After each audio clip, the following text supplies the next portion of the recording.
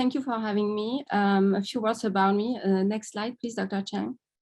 So as you can easily recognize from my accent, I'm French. And so I was initially trained in microbiology, first in south of France. So I have a lot of animation of this slide. And then in Paris, where I obtained my PhD degree in microbiology, virology at the Pasteur Institute. And then during that time, I actually worked on mycobacteria, whose most famous member is Mycobacterium tuberculosis, the etiologic agent of tuberculosis. And during my graduate study, I started to investigate the immune response induced by Mycobacterium bovis BCG, the vaccine against tuberculosis. And basically, that's how and when I started to fall in love with immunology. So following my my graduate studies and then moved to the University of Chicago, where I was trained in immunology in the laboratory of Dr. Jabri. And at that time, I studied the impact of inflammation on the loss of oral tolerance to gluten in the context of celiac disease. And from that point, I never stopped working in mucosal immunology. Following my postdoc, I moved to the University of Montreal in Canada when I studied, next please, my research lab, and I kept working and collaborating with Dr. Jabri on the development of the first pathophysiological mouse model of celiac disease that represent for us and for the entire celiac community an invaluable tool to study the deregulation of the immune response against gluten in the context of celiac disease, and that opened also the door to be able to test new therapeutic options. And a few years ago, a little bit over 3 years ago, I actually got the opportunity to come back to the University of Chicago, and I didn't hesitate a moment, because I think University of Chicago is actually provides, actually in my view, one of the best scientific environment to work on gastrointestinal diseases.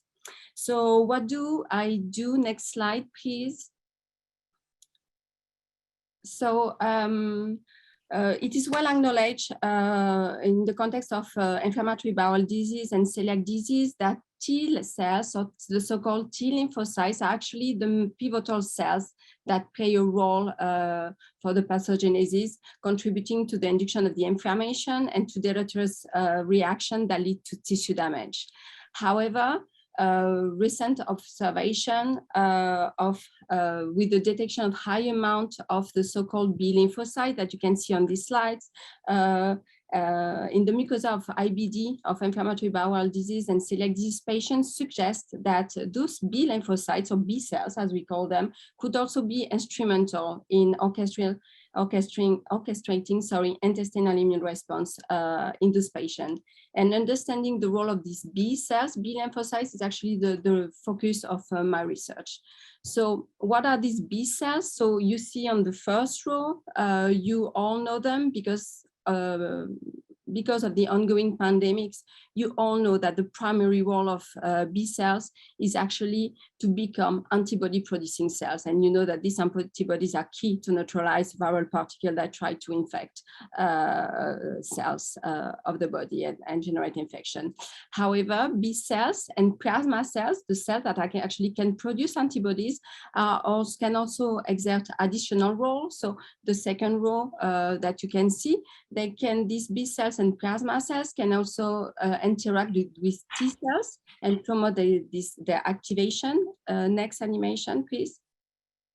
And then can also secrete small mediator that we call cytokine. And this mediator can also generate a lot of inflammation. And so both of these function, this interaction between the cell-cell contact, and this cytokine production can lead to inflammatory reaction in the mucosa of patient. So that's what we are studying. We are studying if both of these functions play a role in the context of celiac disease and inflammatory bowel disease. And this has actually very important clinical implication, because B cell depleting therapy have proven to be very successful for the treatment of several autoimmune diseases such as multiple sclerosis.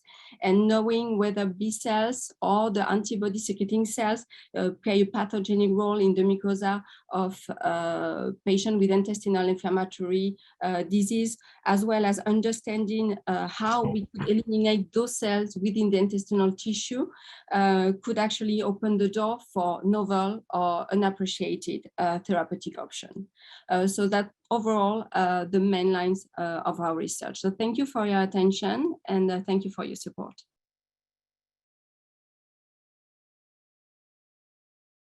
So my next question is for Valérie, and you know, your focus is on B cells, but there are B cells throughout the body. Are the B cells of the gut different from the B cells of the rest of the body? I do think so, yeah. And I think one of the main, and that's what we're working on. We are working on trying to understand what they are, and phenotypically using human samples. And we do functional study in mouse models to try to understand what they do, whether they, as I mentioned, are capable of interacting with other cell types, or producing some small mediators that can provoke and promote inflammation, and then that can lead to tissue damage. So I do think so the one in the gut, because of the particular environment of the gut, are different. And I think one of the challenges is actually then to be able to target those cells within the tissue, because most of the therapy are given peripherally and would act systemically. So a lot of focus has to be now on really understanding what are those cells and what they do within the intestinal tissue. So in the context of inflammatory bowel diseases, you know, I think the study of B cells has really taken a backseat to a lot of studies that look at the immune system. What do you think the role is of B cells in the pathogenesis of inflammatory bowel diseases? And if you think it's significant, are there ways that we could develop interventions to treat IBD? Yeah, so from my own, with my knowledge in IBD, I see these two ways. So the first thing is that the only thing we really know is that is this infiltration of IgG plasma cells in the mucosa of IBD patient. And I think in the event that we don't think or find that those cells are pathogenic, one can actually use these cells to try to understand what is the antigen driving inflammatory bowel disease. By, as you know, we can clone the BCR and do now multiple assays that would allow then to identify the causing antigen. So, and the second thought that I have is in terms of treatment, I think we should get a better understanding of ongoing treatment, such as vedolizumab. Vedolizumab targets alpha-4 beta-7, so it doesn't target just T cells, it also targets B cells.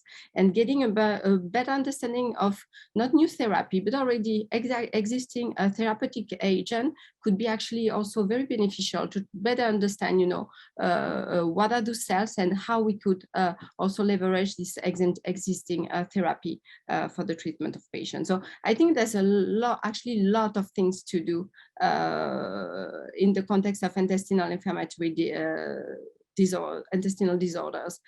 We need to gain the knowledge of what those cells do, and we also need to rethink maybe what has been done or put out there, and rethink how that works.